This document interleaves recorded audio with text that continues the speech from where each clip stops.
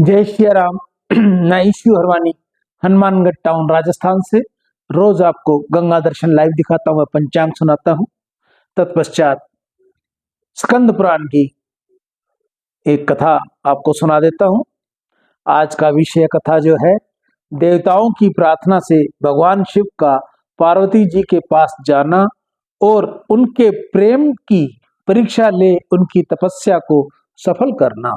सूत जी कहते हैं, भगवान विष्णु के इस प्रकार कहने पर सब देवता पिनाकधारी महादेव जी का दर्शन करने के लिए गए। भगवान शिव समुद्र के उस पार उत्तम समाधि लगाए हुए योगासन पर विराजमान थे। उनके पार्षद उन्हें सब ओर से घेरे हुए थे। वह सर्पराज वासुकी को छाती से चिपकाए हुए यज्ञोपवीत की भांति धारण करते थे। कंबल और अश्वत्थर, इस दोनों नागों को उन्होंने दोनों कानों का कुंडल बना रखा था। कटकोटक, ककोटक और कुलिक से उत्तम कण काम लेते हुए उन्हें अपने दोनों हाथों में धारण किया था। शंख और पद्म नामक नाग का भुजबंद धारण करके वह बड़ी शोभा पा रहे थे। पहनने योग्य वस्त्र के स्थान पर उन्होंने बाघ का चमड़ा लपेटे हुए था। वह मस्तक पर भागीरथी गंगा तथा अर्धचंद्र युक्त जटा जूट धारण किए बड़े बड़े ज्ञानी महात्माओं के साथ विराजमान थे। उनके श्रीअंगों की कांति कपूर के समान घोर थी और कंठ में नील चिन्ह सुशोभित था। भगवान के पास ही उनके वाहन नंदीश्वर भी थे। ऐसे अद्भुत शोभा से युक्त सुश्रेष्ठ शिव का समस्त देवता दर्शन किए। उस समय ब्रह्मा, विष्णु, ऋषि, देवता और दानवों ने वेदों और उपनिषदों के अनेक सूत्रों द्वारा भगवान शिव का स्तवन किया। श्री ब्रह्मा जी बोले, कामदेव का अंत करने वाले रुद्रदेव को नमस्कार है और प्रकाश स्वरूप होने के कारण भृग नाम धारण करते हैं। तीनों लोकों में जिसका सौभाग्य सबसे बढ़कर है, उस त्रिनेत्रधारी भगवान महेश्वर को नमस्कार है, जो संपूर्ण जगत के भरण पोषण करने वाले बंधु हैं तथा यह संपूर्ण विश्व जिसका स्वरूप है, उन भगवान त्र्यंबकेश्वर को नमस्कार है। भगवान, आप समस्त लोकों के धारण पोषण करने वाले पिता, माता और ईश्वर हैं। आप ही जगत के स्वामी तथा रक्षक हैं। प्रभु, आप हमारा उद्धार करें।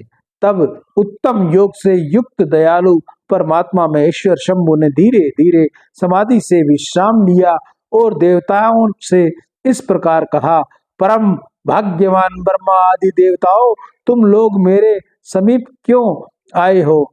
इस समय जहाँ आने का कारण बतलाओ।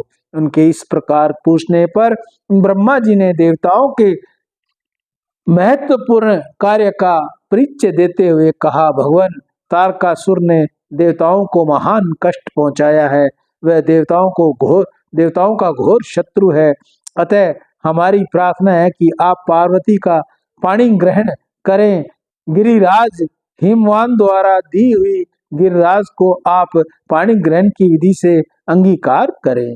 ब्रह्मा जी की बात सुनकर महादेव जी हंसते हुए कहा, जब मैं सर्व सुंदरी गिरिजा देवी का वर्णन कर लूंगा, तब समस्त सुरेश्वर तथा ऋषि मुनि भी कामना युक्त हो जाएंगे और निष्काम भाव से पूर्ण परमात्मा के पथ पर चलने में असमर्थ होंगे। अतः मैंने सबके परमार्थिक कार्य को सिद्धों के लिए कामदेव को भस्म किया था। मेरे विचार से तो कामदेव दग्ध होने से ही देवताओं का महान कार्य सिद्ध हुआ है। इस काम दहन रूपी कार्य से तुम सब लोग निष्काम हो गए हो। अब जैसा मैं हूँ वैसे ही तुम लोग हो गए हो। अतः हम लोग अब प्रयत्नपूर्ण अत्यंत दुष्कर तथा परम उत्तम तप का अनुष्ठान करें और करवाएं। कामदेव के न रहने से तुम सब लोग समाधि लगाकर परम आनंद को निमग्न हो सदा सुखी रहोगे। काम तो नरक में ले जाने वाला है, उसी से क्रोध का जन्म होता है, क्रोध से सम्मोह होता है और सम्मोह से मनुष्य जल्दी ही भ्रम में पड़ जाता है। अतः सभी श्रेष्ठ देवता काम क्रोध का परित्याग करके शास्त्रों और संतों के सद उपदेशों को माने, उनके अनुसार जीवन बिताएं। वृषभ के चिन्ह से युक्त ध्वजा धारण करने वाले भगवान महादेव का इस प्रकार उत्तम बातें सुनकर देवताओं तथा ऋषि मुनियों को भली भांति समझाया। तत्पश्चात वे पुनः ध्यान लगाकर मौन हो गए। तब से सब देवता अपने अपने स्थानों को चले गए। फिर शिवजी ने बुद्धि द्वारा मन को आत्मा में एकीकृत करके अपने स्वरूप इस प्रकार चिंतन किया, जो पर से भी अत्यंत परे, अपने आप में स्थित, मल और दोष से रहित है, विघ्न बाधाओं से शून्य, निरंजन, निर्लिप्त तथा निराभास, मिथ्या ज्ञान से रहित हैं, जिसके विषय में विवेकी विद्वान भी मोहित हो जाते हैं।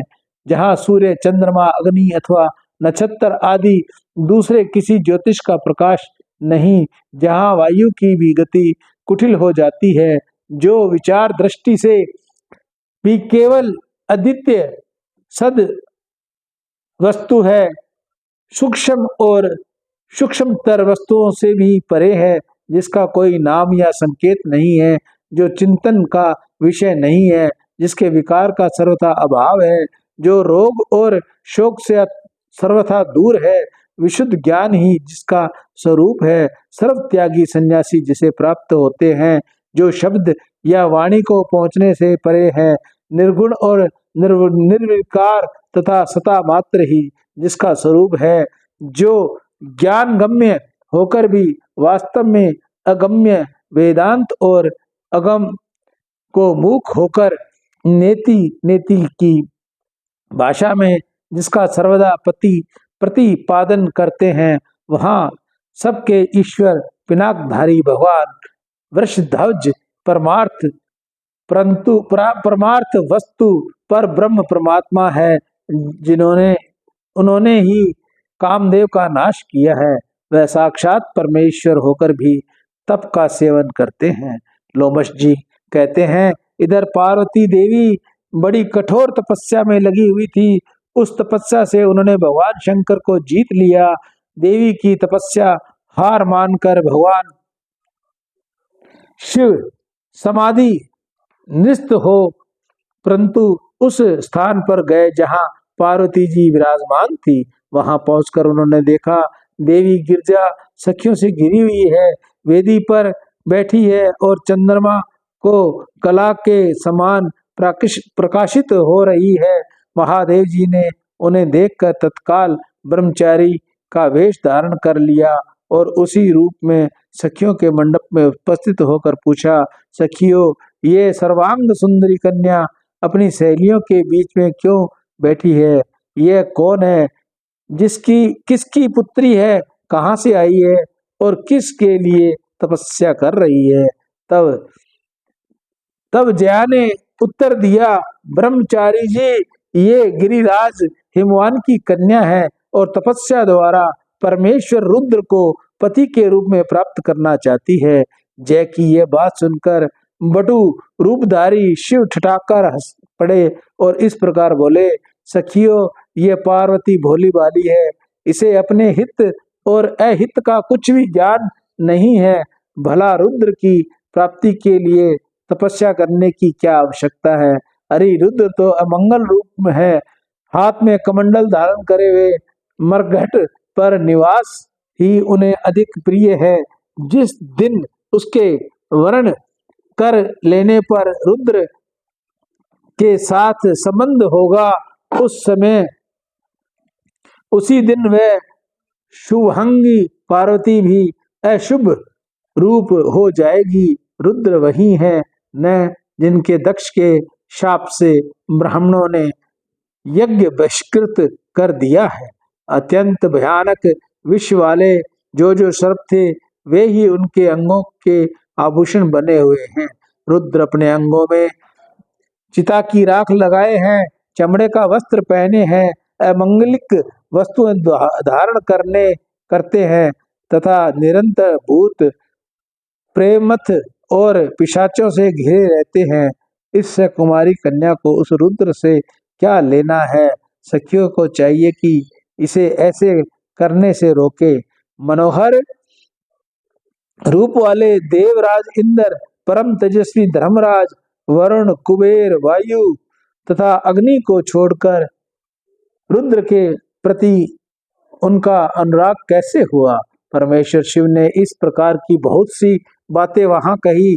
पार्वती सखी ने मध्यम में बैठकर तपस्या में संलग्न थी। उन्होंने बटुक रूपी धारी रुद्र की बातें सुनकर उनके प्रति रोष प्रकट करते हुए कहा, जया साध्वी विजया, विश्व सुंदरी, परम लोचा और महाभागा सुलोचना, मैं तुम लोगों से कहती हूँ, मैंने जो कुछ किया है वह ठीक किया है, परंतु तुम्हें इस ब्रह्मचारी से क्या काम है जो इसे कठोर बातें सुनाती हो? ब्रह्मचारी का रूप धारण करके यह कोई महात्मा जीव का निंदक आ गया है, ऐसा समझो सखियो।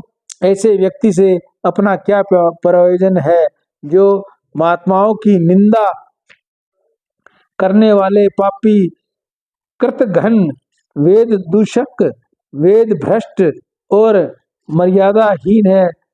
उन लोगों के साथ बुद्धिमान पुरुषों की वार्तालाप कैसे करना चाहिए? श्रेष्ठ पुरुषों की निंदा सुनकर जो तुरंत वहां से उठकर दूसरे स्थान पर नहीं चला जाते, वह प्रतिष्ठाहीन मानव पापों के भागी होते हैं। गिरिराज का वचन सुनकर विजया बटुकधारी रूप से सहसा कुपित होकर बोली, ब्रह्मचारी जाओ, आओ यहाँ से, हम तुम्हें यहाँ एक क्षण भी नहीं देख ठहरना चाहते। विजया बातचीत में करने में बड़ी कुशल थी। उन्होंने उस प्रकार फटकार कर विवाद करने वाले बटुकधारी शिव की निंदा विदा कर दिया। वे तत्काल अंतर ध्यान हो गए। संपूर्ण सखियों में से किसी ने भी नहीं देखा कि वह कहाँ चले गए। तदंतर भगवान देवेश्वर पार्वती के सामने आकर वास्तविक स्वरूप धारण करके फिर सहसा वहीं प्रकट हो गए। ध्यान में लगी हुई पार्वती जब अपने ध्यानग्रस्त रूप को ढूंढ रही थी, उसी समय उनके हृदय स्थित देवता बाहर दिखाई देने लगे। विशाल नेत्रों वाली सुशीला गिरिराज आंखों को खोलकर देख रही है।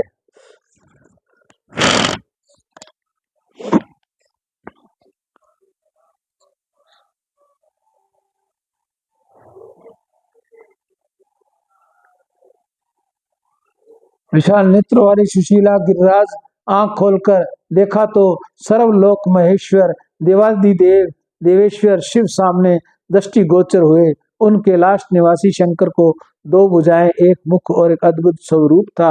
मस्तक पर जटाओं का जूट बंधा हुआ था। उनके चंद्रमा की कला शोभित पा रही थी। भगवान ने हाथी का चमड़ा पहन रखा था। उनके कानों में कुंडल के स्थान पर महाभाग कम्बल और अश्व, ये दो नाग विराज रहे थे। परम कीर्तिमान सर्पराज वसुकी को बाहर बना लिया गया। उनके हाथों में बड़े बड़े सर्पों के कंगन बने पड़े थे जो उनकी शोभा दे रहे थे। इस प्रकार रुद्र सर्पों के आभूषण बनाए थे। ऐसा रूप धारण करके भगवान शिव पार्वती के सामने खड़े हुए और शीघ्रतापूर्ण बोले, कल्याणी तुम वर मांगो। उस समय सती साध्वी पार्वती जी को बड़ी लज्जा आई। उन्होंने शंकर जी से कहा, देवेश, आप मेरे सनातन स्वामी हैं, क्या आपको पहले की घटना का कुछ स्मरण है? प्रभो मैं वही सती हूँ जिसके लिए आपने दक्ष यज्ञ का विनाश किया था, वही आप हैं और वही मैं हूँ। तारकासुर के वध रूप देवताओं के कार्य सिद्धि के लिए मैं मेनका के गर्भ से प्रकट हुई हूँ। आपसे मेरे द्वारा एक पुत्र होगा, इसलिए महेश्वर आप मेरी एक प्रार्थना स्वीकार करें। आपको ऋषियों के साथ हिमवान के पास जाना चाहिए और उनसे मेरे लिए याचना करनी चाहिए। मेरे पिता हिमवान आपकी आज्ञा का पालन करेंगे, इनमें संदेह नहीं है। पूर्व काल में जब मैं दक्ष की कन्या थी, उस समय भी मेरे पिता ने मुझे आपकी सेवा में समर्पित किया था। महाभाग हमारे और आपका विवाह देवताओं की कार्य सिद्धि के लिए हो रहा है। तब महादेव जी ने पार्वती से हंसते हुए कहा, देवी, अहंकार रूप अहंकार रूप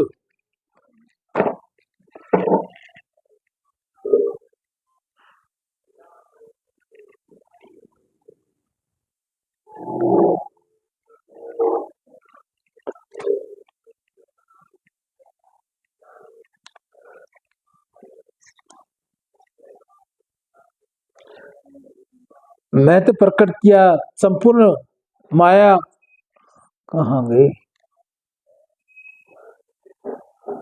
तामस अहंकार से सर्वव्यापी आकाश प्रकट हुआ।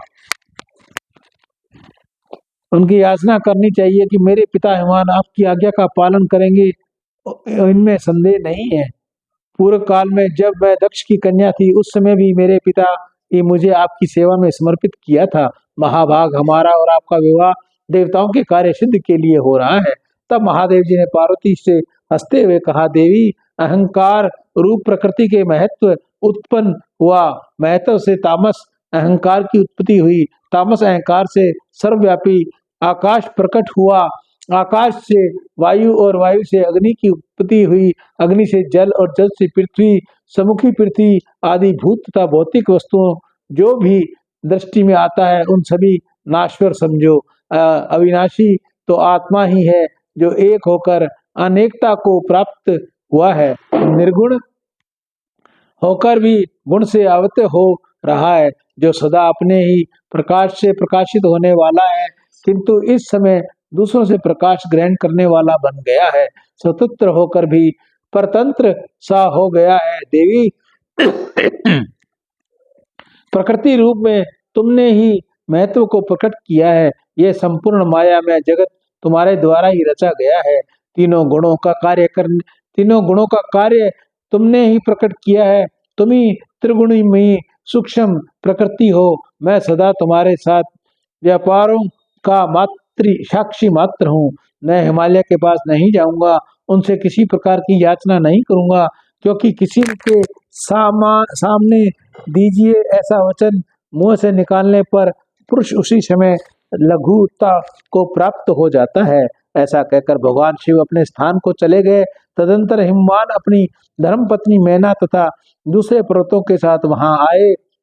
पार्वती जी जब उन्हें देखा तो उठकर खड़ी हो गई और अपने पिता, माता तथा भाई बंधुओं को मस्तक झुकाकर प्रणाम किया। तब हिमालय ने मधुर वाणी से पूछा, साध्वी, तुमने जैसे जैसे यहाँ रहकर क्या किया है? पार्वती बोली, पिताजी, मैंने यहाँ उत्तम तपस्या के द्वारा कामनाशक महादेव जी की आराधना की है। मेरे वहाँ महान कार्य जो अन्य सब लोगों के लिए अत्यंत दुर्लभ है, आज सिद्ध हो गए। महादेव जी संतुष्ट होकर यही मेरा वर्णन करने के लिए पधारे थे, किंतु जब मैंने ये कहा कि मेरे पिता की अनुपस्थिति में इस समय आप मेरा पानी ग्रहण कैसे कर सकते हैं, तब वह किसी मार्ग से आए थे, उसी मार्ग से लौट गए। पार्वती की यह बात सुनकर बंधु बांधवों सहित धर्मात्मा हिमवान को बड़ी प्रसन्नता हुई। वे अपनी पुत्री से बोले, अब हम सब लोग घर को चले। उस समय सब लोग एकत्र होकर पार्वती को सब ओर से घेर कर खड़े हो गए और उनकी प्रशंसा करने लगे।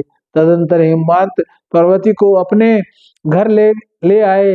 देवता लोग दुदम्बी बजाने लगे, उनके शंख और तुर्य भी बज उठे। इस प्रकार अपने पिता के घर में आई हुई पार्वती उत्कृष्ट तेज से सुशोभित होने लगी। वह मन ही मन सदा भगवान शिव का चिंतन करती रहती थी। श्रेष्ठ देवताओं भी उनके प्रति पूज्य भाव रखते थे। सियावर राम जय जय राम, मेरे प्रभु राम जय जय राम। कल हम आपको सुनाएंगे सप्त ऋषियों का आगमन, शिव के साथ पार्वती का विवाह, निश्चित समस्त देवताओं का शिव जी के बारात में आगमन, हिमवान द्वारा स्वागत तथा मंडप में कन्यादान की तैयारी। सियावर राम जय जय राम, मेरे प्रभु राम जय जय राम। मैं ईशु अरवानी हनुमानगढ़ टाउन राजस्थान से